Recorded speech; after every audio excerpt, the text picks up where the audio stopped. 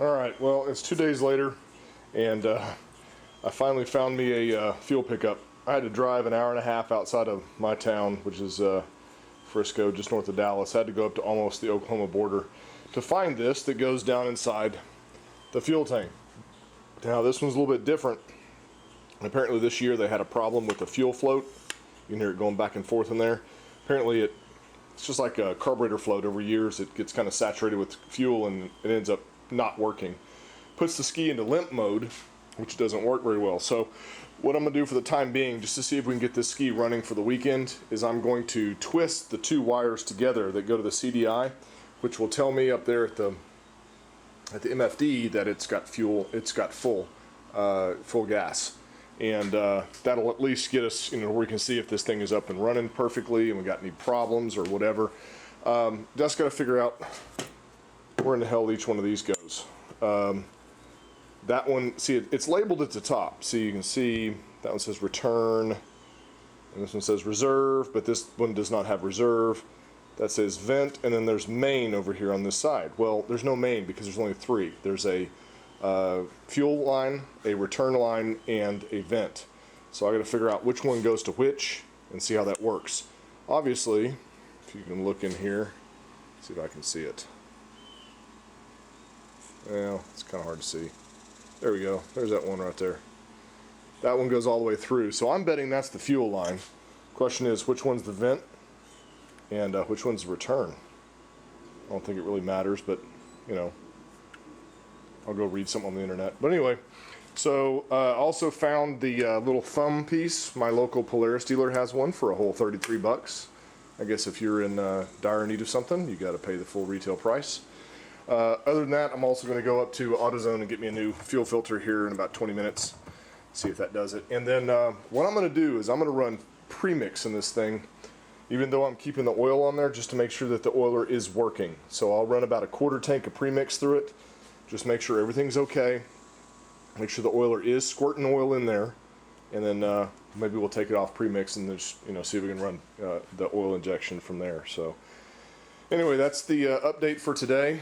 It's Friday, and we're supposed to have some friends out the lake on Sunday, so we'll see what happens. I'm not going to rush it, because when you rush things, you end up having a problem, and this ski's in too good a shape to mess it up. I just got all the title transfer stuff done today, so it is officially mine and in my name, so we're all good. I ended up, when I went and picked this thing up, was up north of Dallas, like I said. The guy has like 50 of these things in his barn. I tell you, he was a wealth of information. He gave me all kinds of great info on how to modify these skis, what to look for, all these little parts. So great contact, man. So now I don't have to worry about buying stuff on eBay. As everybody knows, I hate buying stuff on eBay. I'd much rather buy it locally. So anyway, here we go. I'll jump in and see if I can't get this thing running tonight. Alright, so I got the tank out.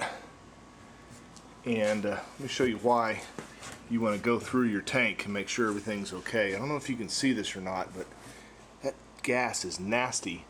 And also, the old chain that holds on the gas cap is down inside here. So I'm going to dump this gas out in my trusty little gas evaporator over there and clean it out really good, and then pour my premix in, and then also install my pickup in there and see how that works. So like I said, anytime you get an old jet ski, make sure you go through it, because man, there's some nasty stuff down in there. And that fuel looks like it's probably 15 years old. I know it ain't, but still looks like it. I swear to God, these things are like puzzles. I'd forgotten how hard that one was to work on. But little word of advice. This oil tank, which is right there, gets in the way of your fuel sending unit. So when I had the fuel tank out, I couldn't get it, goes in and back, but I couldn't get it to line up with the fuel neck that's inside there. So what you have to do is you have to take the rubber connector that goes between the fuel neck and your gas cap right here off. Get the fuel tank in there, but slightly back, and then cram that stupid rubber hose in there. Got it in there finally, so looks like we're all good. Okay, everything's back together and ready to test. I have put 40-to-1 premix in here. Yes, I know I still have the oil hooked up, but I figured we'll just try it and see what happens. Just make sure everything's okay. Got a new fuel filter. So we're going to crank it and see what happens. See if it actually pulls fuel. Alright, so we're going to crank it over and see if it pulls fuel into the fuel filter and the fuel separator.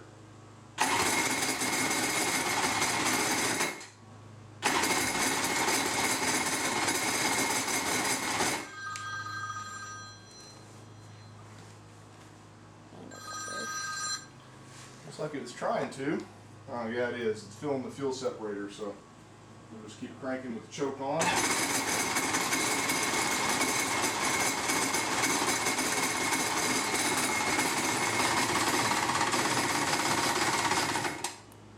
Alright, looks like the fuel separator is full.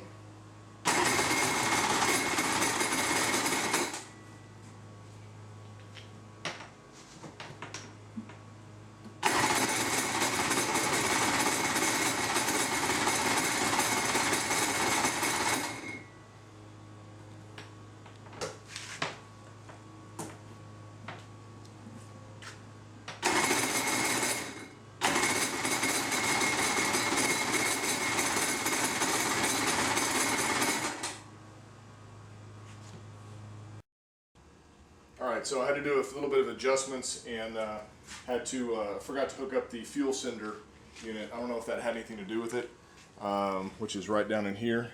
This is the 2 wires that go to it. It was showing low fuel, and these things will tend to show we'll put it in limp mode, so I don't know if that's why it wasn't firing, but we seem to have the right amount of fuel going to it now, so let's see if we can prime it a little bit.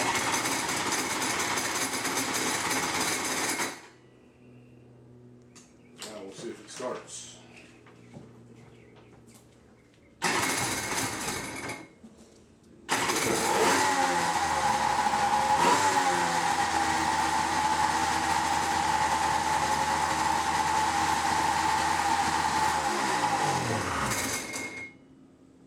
Success. Awesome.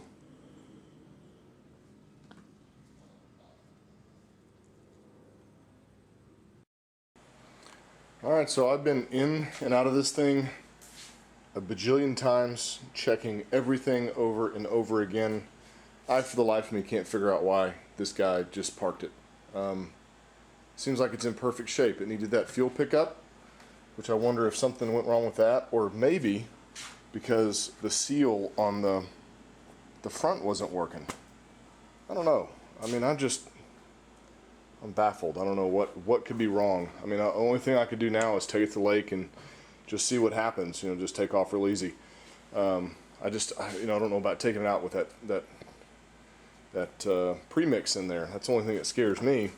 Is if you go with premix and oil, is that going to displace so much fuel that you're going to have a lean condition? So I don't know.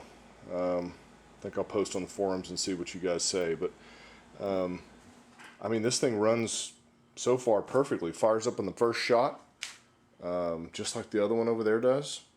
So I think we're going to take it to the lake and see what's up. One question I have is I wonder, is this thing always supposed to be full of fuel, like under pressure? It seems like it only gets just a little bit in there. The fuel separator's full. So is this normal? Not sure. But anyway, I noticed this too. This is broken. But I've seen those on eBay for dirt cheap, so I'll just order another one. No biggie. Also, the guy that I bought the fuel neck from told me how to fix my MFD on the other side. It's the contacts behind here that get dirty. So you just gotta take it out, cut it apart, fix it, and then glue it back together, and you're all good. So I'll try that when I'm bored. Right now I'm not bored. I got too much crap on my mind. But anyway, I think this will do it for tonight. We'll hit the lake in the morning.